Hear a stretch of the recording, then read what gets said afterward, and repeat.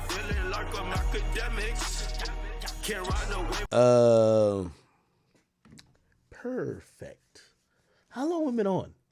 Oh, we've been rocking 4 hours. We good. All right. What should I do? I got other topics. Chat. Don't. Oh, you know what? You know what interview I've been watching a lot? I hit him early this morning. I hit my man Shawn Cotton. Hey, y'all gonna stop disrespecting Shawn Cotton now. I'm sorry to tell y'all, my boy. I think he took my advice. I don't know if I don't want to take credit for anything with him, but I think he took my advice. He started being on camera. Interview of the month. This is interview of the month right here. All right, let me not say month. Interview of the last 60 days. Facts. Interview of the last 60 days is Ralo, nigga. Ralo on Say Cheese. I don't want to hear nobody say nothing else. I've done watches 2 or 3 times. Shout out to my boy, Shawn Cotton. Independent media, we still winning. I want y'all to start putting respect on Shawn Cotton's name. And by the way, me and Shawn Cotton been talking. Chat. Let me ask a question. He threw an idea out to me. I was fucking with it. He said, He said, I love what Shannon Sharp and Ocho Cinco be doing with Nightcap. Shit, me and you should do some shit like that. I need y'all to hear y'all opinion on that because I fuck with the boy, you know what I mean? He represents a part of hip-hop. I think he's the king of the South, bro. The king of the South is Shawn Cotton. Facts. Like, he's a nigga who put me on to certain areas of the South that now is, like, bigger than it was then. Like, that nigga put me on to Texas. That's a fact, right? Anyway, give me 1 second. I mean, it's a lot. It's yo, a long chat. I'm gonna play a little bit of this interview and give me 1 second as I'm about to go get Pluto in it. You get what I'm saying? Long list, and every time I say the list, they always tell me. Give me 1 second. Give me 1 second. Don't leave. You got your boy QCP. He looked out for me. He sent me maybe 75,000. You got. Don't judge my shorts neither.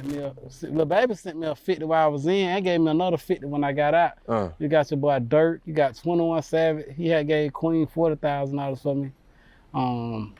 Shit, it's a long list of people. You know, Gold Mom made sure I was straight every 2 weeks. He put something on my book.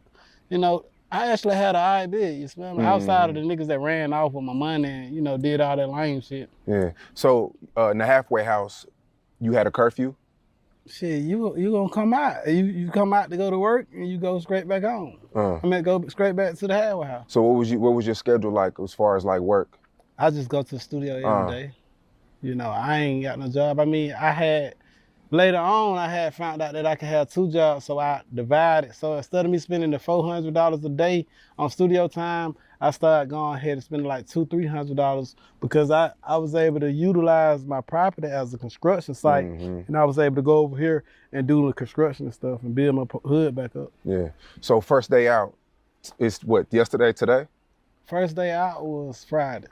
What you do? What was the first thing you did? Got me some money, shot me some videos. Got me a couple shows lined up. Called you, got me an interview. Yeah, for sure. Let's get me some bags. Yeah. So, I mean, let's go back to 2018, man. I mean, we could start with the first incident with the private jet. It was really 2 incidents, right? Yes, sir. The first incident, you weren't physically there? No, sir. It was actually like 4 incidents that occurred. Y'all only seen 1, which was the private jet that I got caught with. But however, I had 4 different counts. So like stuff was getting caught up, and you know, it's more incidents that occurred way beforehand. You know, what occurred was they just got tired of the situation with me because of other crimes that occurred. One of my homies had they had a informant that was in Pakistan that was coming. He was praying with us. He was a nigga with tattoos on his face. You would never even tell he was the Fed. So he was trying to get to me, you smell me? He was trying to get up on me, but I might be with 1,000 niggas, but it's only 5 or 10 niggas that I really communicate with on certain levels, you smell me?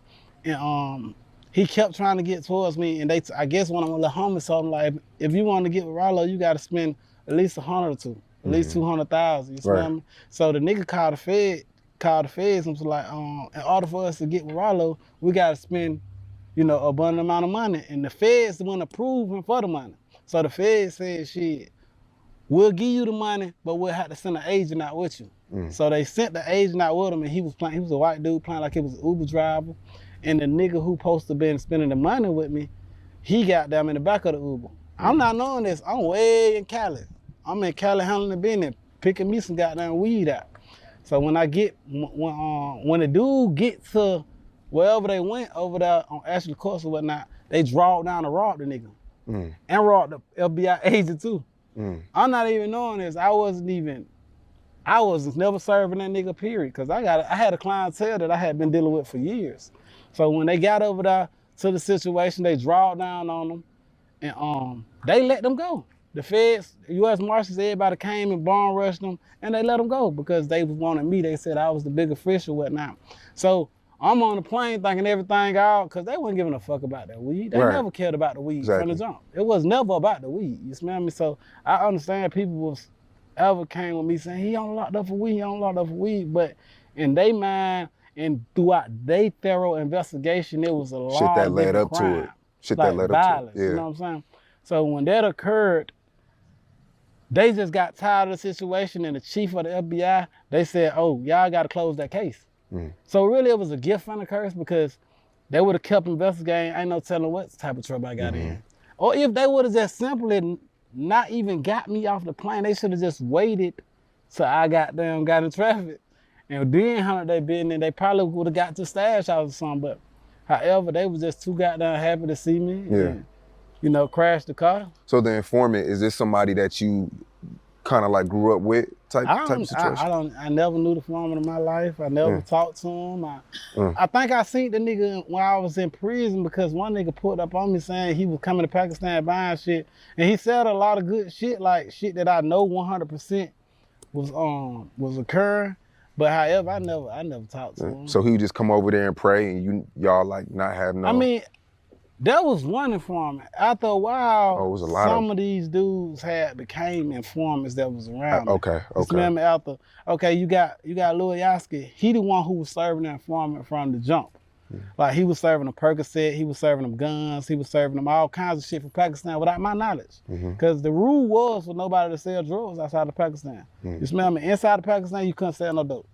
You smell me? So that was the main rule. So they was snuck behind my back being greedy because these ATF agents, they was offering money that niggas weren't refusing for these guns and drugs. What type of money? Triple.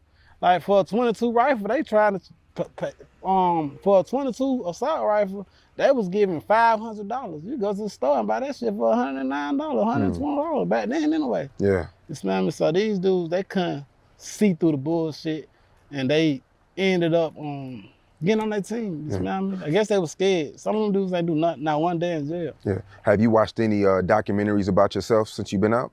Shit, I see a different documentary. It's like 10 of them. Every day.